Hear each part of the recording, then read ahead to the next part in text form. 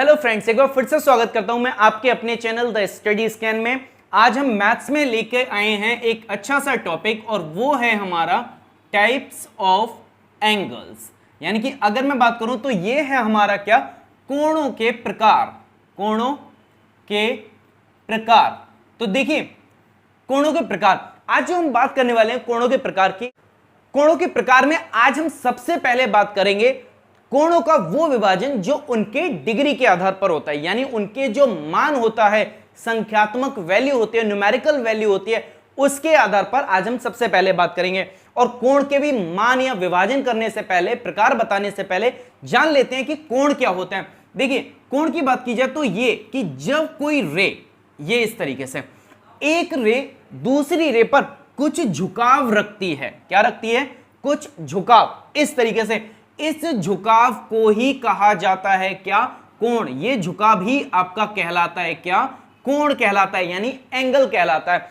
अब अलग अलग मान के आधार पर इन कोणों के नाम भी अलग अलग किए हुए हैं। आइए चलिए शुरू करते हैं आज हम कोणों के प्रकार, जिनमें सबसे पहले हमारा आता है क्या? एक्यूट एंगल, यानी इसका दूसरा नाम है हमारा क्या? न्यून कोण। न्यून कोण। तो देखिए क्या है न्यून कोण? एक ऐसा कोण जिसका मान यानी कि अगर मैं कोण को मान लूं कि थीटा से रिप्रेजेंट कर रहा हूं, जिसका मान आपका 0 डिग्री से तो बड़ा है लेकिन कितना? 90 डिग्री से छोटा हो। यानी कि कोई भी ऐसा कोण जो 90 से छोटा और 0 डिग्री से बड़ा होता है वो आपका क्या कहलाता है? एक्यूट एंगल कहलाता है। जैसे कि अगर मैं बात करूं 30 डिग्री का या 60 डिग्री का या 23 डिग्री का या 23.5 डिग्री का, तो ये सब आपके क्या कहलाएंगे? न्यून कोण कहलाएंगे। और इसका जो बनने वाली आकृति होगी वो कुछ इस प्रकार की होगी, ये इस तरीके से। ठीक है, आइए बढ़ते हैं। इसके बाद हमारा दूसरा प्रकार है हमारा समकोण। समकोण को कहा जाता है क्या? Right angle. राइट एंगल, ये हो गया हमारा क्या? समकोण। अब देखिए समकोण की बात करें कि समकोण कौन सा होता है, तो समकोण आपका जस्ट इक्वल्स टू 90 डिग्री होता है। यानी कि ना तो 90 डिग्री से बड़ा और ना ही 90 डिग्री से जरा सा भी कम। ऐसे मान को, ऐसे कोण की आकृति को कहा जाता है क्या? समकोण। और जब आप इसकी आकृति बनाएंगे तो ये आकृति कुछ इस तरीके से बनती हुई नजर आएगी।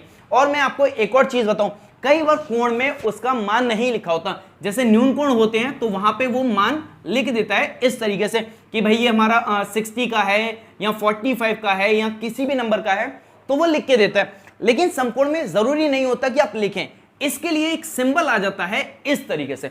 अगर आपको ये चौकोर साइन बनकर आता है तो आप पहचान लीजिए कि वो आपका सिर्फ और सिर्फ समकोण है, यानी सिर्फ और सिर्फ 90 डिग्री का है। भाई यहां पे तो एक रेंज है आपकी, कितना कि 1 से लेके 89 तक की एक पूरी रेंज है, बल्कि 1 से भी पहले कि यानी कि 0.5 भी आता है, तो मैं लिख दे रहा हूं कि 0 से ग्रेटर। ये पूरी एक आपकी रेंज है। अब उस रेंज में एग्जैक्ट नंबर आइडेंटिफाई नहीं हो सकता, इस वजह से यहां पे सिर्फ ये सर्कल सा बनाएगा, सर्कल का पार्ट यानी एक आर्क बनाएगा और सारे एंगल का मान लिखा होता है। लेकिन जो हमारा समकोण होता है उसके लिए अगर मान नहीं लिखना तो यहां पे सिंपल इस तरीके से एक बॉक्स टाइप का बना दिया जाता है, जिसका मान खुद से ही किसके लिए होता है? 90 डिग्री और समकोण के लिए। आइए बढ़ते हैं इसके बाद तीसरे प्रकार पर। समकोण के बाद हमारा जो तीसरा प्रकार है एंगल में मान के आधार पर, वो होता है हमारा क्या? Obtuse angle. ऑब्ट्यूस एंगल, यानी कि इसको हिंदी में कहा जाता है क्या? अधिक कोण। ये हो गया हमारा क्या? अधिक कोण। अब देखिए अधिक कोण की बात करें तो हमने 90 से छोटे पढ़ लिए, 90 का पढ़ लिया। अब जो एंगल आपका 90 से कैसा होता है? बड़ा होता है, और 180 से, यानी 180 से छोटा हो, यानी ऐसा थीटा आपका जो कितना हो कि 90 से बड़ा हो और 180 डिग्री से छोटा हो, ऐसे एंगल को कहा जाता है क्या? अधिक कोण। यानी कि जो इस प्रकार से बनता है, कुछ ऐसे करके। मान लीजिए यहां पे ये हो गया आपका 120 डिग्री का, तो ये हमारा कहलाएगा क्या? अधिक कोण कहलाएगा। अधिक कोण के बाद चौथे टाइप का एंगल देखते हैं। बाद अधिक कोण के बाद हमारा फोर्थ टाइप का आता है, तो वो आता है हमारा straight. STRAGST, straight angle. Straight angle यानी कि इसको हिंदी में कहा जाता है ऋजु कोण। ऋजु कोण। तो देखिए जैसा कि नाम से आ रहा है स्ट्रेट, स्ट्रेट का मतलब आप एक सीधी सी ऐसी ये ड्रॉ कर दीजिए आकृति, ठीक है। ये सीधी आकृति ही आपकी कैसी बनाती है, 180 डिग्री का एंगल बनाती है। या आप ये भी कह सकते हैं कि जो सीधी बनने वाली आपकी लाइन होती है वो उसके हर पॉइंट पे क्या होता है, 180 डिग्री का एंगल बनता है। तो ये हो गया हमारा कौन सा, स्ट्रेट एंगल यानी कि ऋजु कोण। ऋजु कोण के बाद में नेक्स्ट हमारा बनता है तो वो है हमारा क्या, रिफ्लेक्स एंगल। और इस रिफ्लेक्स एंगल को कहा जाता है क्या, वृहत कोण। अब देखिए वृहत कोण क्या, कि हमने 90 के रिगार्डिंग सबको पढ़ लिया, 180 तक पढ़ लिया। अब जैसे ही हमारे कोण की वैल्यू 180 से ज्यादा होती है और कितने से, 360 डिग्री से कम होती है। देखिए अभी तक जो हमने गैप पढ़ा था वो 0 से 90, फिर 90 से 180 और 180 से फिर 360 तक, यानी डबल तक हो गया। जैसे 90 का 180 हुआ था वैसे ही 180 का डबल 360 हो गया। इसके बीच में बनने वाला कोई भी जो कोण होता है, यानी कि वो चाहे आपका 200 का हो या 270 का हो या 355 का हो, इतना कोई सा भी एंगल होगा वो सब आपके क्या कहलाएंगे, वृहत कोण कहलाएंगे। अब देखिए इसकी आकृति कैसी होती है, जैसे एक रे ये है और इसका झुकाव ऐसे। तो देखिए एक तो ये अंदर की तरफ बनने वाला एंगल होगा, ये तो आपका न्यून कोण हो गया, यानी इसका मान आप देख सकते हैं 90 से कम है। लेकिन हमें चाहिए कौन सा, हमें चाहिए वृत्त कोण।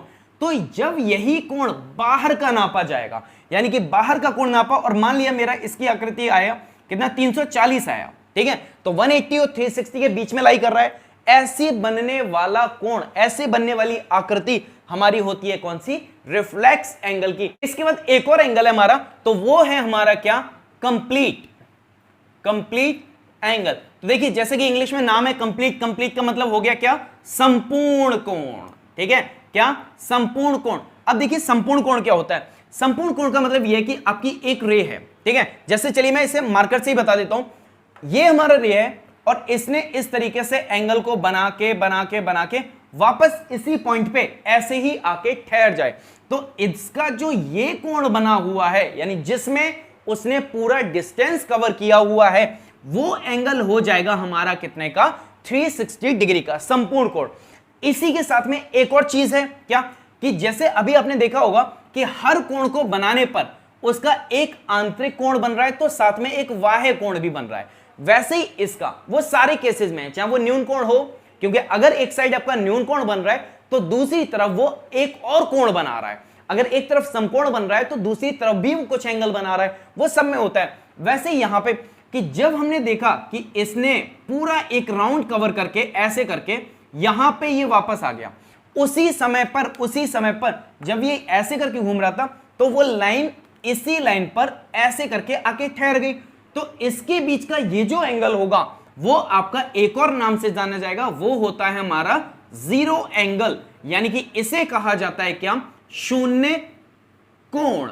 ये हो गया हमारा क्या, शून्य कोण। यानी आप कह सकते हैं क्या कि जिसका मान आपका कितना हो 0 डिग्री का, और कंप्लीट एंगल में जिसका एग्जैक्ट मान आपका कितना हो 360 डिग्री का, तो 0 वाला शून्य कोण और 360 वाला आपका संपूर्ण कोण बनाता है। जैसे मैंने बताया कि हर पॉइंट पे एक एंगल बनता है। जैसे कि अभी मैंने बात की, ये रहा, ये न्यून कोण हो गया आपका 30 डिग्री का, तो बाहर से बनने वाला ये जो कोण होगा वो आपका 330 का हो जाएगा, क्योंकि दोनों का सम कितना हो जाएगा, 360 हो जाएगा। अब इस केस में ये अगर आपका न्यून कोण है तो ये वाला कोण भी आपका कैसा होगा, वृहत कोण बनेगा। ये भी आपका कैसा हो जाएगा, वृहत कोण। तो कोण दो तरीके से देखना होता है। जब आपने इसको देखा, ये आपका कैसा हो गया, आंतरिक कोण, जिसको कहा जाता है क्या, इंटीरियर एंगल। और ये हो गया आपका कैसा, बाह्य कोण, यानी कि इसको कहा जाता है हमारा क्या, एक्सटीरियर एंगल। इस तरीके से। तो ये था आज का हमारा कोण का विभाजन, कोण का सारा विभाजन किसके आधार पर, उसके मान के, उसके डिग्री के आधार पर। इसके बाद हम अगली वीडियो में कोण को उसकी पोजीशन, यानी कि कहां पे वो रखने पर किसके इक्वल होगा, किसके समान असमान कैसा होगा, कौन से आपस में बराबर होंगे, कौन से नहीं होंगे, इसकी वीडियो आपको देंगे। आज की ये वीडियो आपको कैसे लगी कमेंट करके जरूर बताइएगा। चलिए चलते हैं, लेके आएंगे अगला टॉपिक अगली वीडियो में। तब तक के लिए बाय बाय।